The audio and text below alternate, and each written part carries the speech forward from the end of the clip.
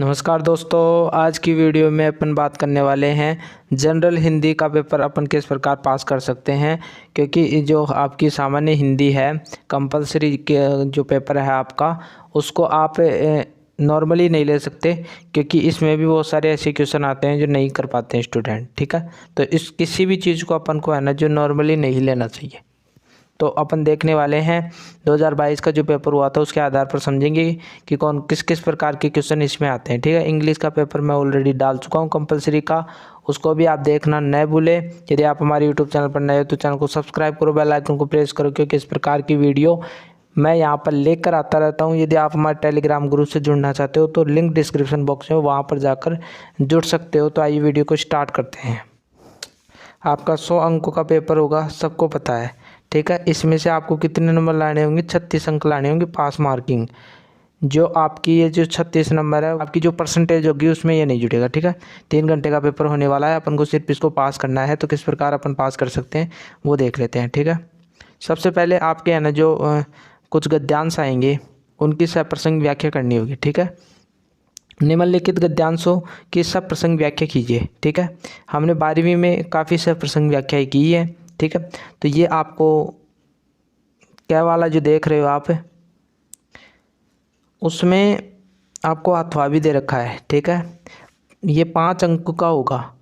ठीक है, इसमें आपको क्या करना है कि सप्रसंग लिखना है। सबसे पहले सप्रसंग में क्या होता है कि अपन को है ना जो यदि गद्यांश है तो लेखक का नाम लिखना पड़ता है कि किस लेखक का ये गद्यांश है। ठीक है, किस पाठ से लिया गया है, वो सारी चीज़ें आपको लिखनी पड़ेंगी। फिर व्याख्या करनी पड़ती है आपको फिर व्याख्या भी करनी पड़ती है कि इसका अर्थ आखिरकार में है क्या। फिर लास्ट में आपको निष्कर्ष पर पहुंचना होता है। तो किसी को भी कर लेना एक को। ठीक है, अथवा में है। इसी क्वेश्चन में फिर दूसरा बना रखा है ख वाला। ठीक है, सॉरी, ख वाला बना रखा है, इसी में भी इसी प्रकार आपको करना है। ठीक है, तो 2 गद्यांश आपको करने हैं यहाँ पर। 5 नंबर यहाँ से पक जाएंगे आपके, तो 10 नंबर ही हो जाएंगे। ठीक है, आगे चलता हूँ। ये पद्यांश आ गए। ठीक है, उधर अपन ने गद्यांश की सप्रसंग व्याख्या की थी, यहाँ पर है ना जो पद्यांशों की सप्रसंग व्याख्या कीजिए। ठीक है, तो यहाँ पर है ना जो पद्यांशों में जैसे कवि जो सप्रसंग लिखोगे तो उसमें आपको कवि का नाम लिखना पड़ेगा, किस पाठ से लिया गया है, वो सारी चीज़ें आपको लिखनी पड़ेंगी। फिर व्याख्या करनी पड़ेगी, फिर निष्कर्ष लिखना पड़ेगा। ठीक है, कि आखिरकार में इसका निष्कर्ष क्या है। ठीक है, ये सारी चीज़ें आपको लिखनी पड़ेंगी। इसमें भी 2 ही आपके वो दे रखे हैं। ठीक है, जैसे अथवा में ये पिछला क्वेश्चन आपने देखा था वैसे ही है, इसमें से एक करना है। ठीक है, अभी जो ख वाला है इसमें भी ऐसे ही है। तो ये कब कर पाओगे? जब आप सीरीज में से देखकर, सीरीज में से पढ़ो तो उसमें पढ़ लो, नहीं बुक आती है। तो ये देखो 2 क्वेश्चन बना रखे हैं इसमें, तो इसमें अथवा में कर लेना किसी को भी। ये भी 10 अंकों के हो जाएगा, 5-5। ठीक है, तो इस प्रकार आप कर सकते हो। इसको भी आप पीजी में नहीं ले सकते।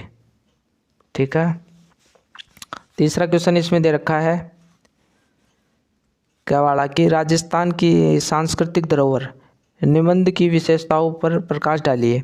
ठीक है, तो ये जो आपका चैप्टर है एक, तो इस पर आपको निबंध लिखना है कि किस क्या क्या चीज़ें इसमें बताएगी इस पार्ट में। ठीक है, या हत्वा में आप राम वृक्ष बेनुपुरी के लेखा चित्र रजिया की प्रमुख पात्र रजिया का चरित्र चित्रण कीजिए। ठीक है, तो इस प्रकार एक करना है आपको। ठीक है, ये 7.5 नंबर का है, तो ये आपकी बुक में से बना रखा है। यदि इसको नहीं पढ़ोगे तो फिर कैसे काम चलेगा। ख वाला है, ये इस प्रकार आपके क्वेश्चन बना रखे हैं। ये भी कितने नंबर का है? 7.5 नंबर का है। आगे बढ़ता हूँ। आगे ऐसे क्षण आएंगे जहाँ पर आपके जो नंबर है ना अच्छे से ला सकते हो। ये चौथा क्वेश्चन आप देख रहे हो, ये एक प्रकार से क्वेश्चन ही है। ठीक है, अथवा में दे रखा है तो एक करना है आपको। यहाँ पर भी अथवा बना रखा है। ठीक है, इसमें भी आपको एक करना होगा। तो इस प्रकार कर सकते हो। ये 7.5 नंबर के हैं सारे। ठीक है, अब यहाँ पर देखो, यहाँ पर आप अंक अच्छे ला सकते हो। 300 शब्दों में आपको है ना जो निबंध लिखना होगा। तो ये 4 बना रखे हैं, इसमें से आपको एक चूज करके इसमें से आपको निबंध लिखना होगा। ठीक है, इसके बाद में ये कितने अंकों का है निबंध आपका? 8 अंकों का है। ठीक है। तो आसानी से आप पास हो सकते हो। ख, इसी में आपको है ना जो एक पंक्ति के अर्थ का पल्लवन लिखना होगा, ठीक है। किसी भी पंक्ति को आपको खोलकर समझाना होगा, ठीक है, कि इसमें क्या बताया गया है। इसके बाद में 5 अंकों का होगा ये भी, ठीक है। इसके बाद में जो ग है, ये जो ग वाला क्वेश्चन है, इसमें आपको क्या लिखना पड़ेगा कि निम्नांकित अवतरण का 1/3 शब्दों में संक्षेपण कीजिए, ठीक है। तो आपको 1/3, ठीक है, 1/3 यानी इसको छोटा करके आपको लिखना पड़ेगा। एक प्रकार से आप सारी मान सकते हो, इस प्रकार आपको इसको लिखना पड़ेगा। तो बढ़िया तरीके से पढ़ लेना। अथवा में दे रखा होगा, 1 करना पड़ेगा, ठीक है। 4 अंकों का है, आप देख पा रहे हो। इसी में जो घ है वो उसमें क्या करना होगा आपको, इसमें आपको स्वयं को अजमेर निवासी पंकज मानते हुए जलदाय विभाग अजमेर के अधीक्षण अभियंता को एक पत्र लिखिए जिसमें शहर में चल रहे जल संकट का विवरण हो, ठीक है। तो एक पत्र लिखना है आपको। अथवा में आपका दे रखा है कार्यालय ज्ञापन का प्रारूप तैयार कीजिए। तो आप यहाँ से एक चीज़ नोटिस करो, या तो पत्र आएगा आपका या फिर है ना जो आपका ज्ञापन का प्रारूप आएगा। तो दोनों ही आपको पता होना चाहिए, जिसमें से आप एक कर लोगे, ठीक है। 4 अंकों का ही है, यहाँ से भी क्वेश्चन ले यानी अंक प्राप्त कर सकते हो, ठीक है। फिर एक और आएगा इसमें, और यहाँ पर देख रहे हो, यहाँ से इसमें से देखो किसी को भी आप कर लेना, ठीक है। 4 अंकों का है ये भी। इसके बाद में देखो यहाँ पर देख रहे हो, किसी एक उपसर्ग से 2 शब्द बनाइए, ठीक है।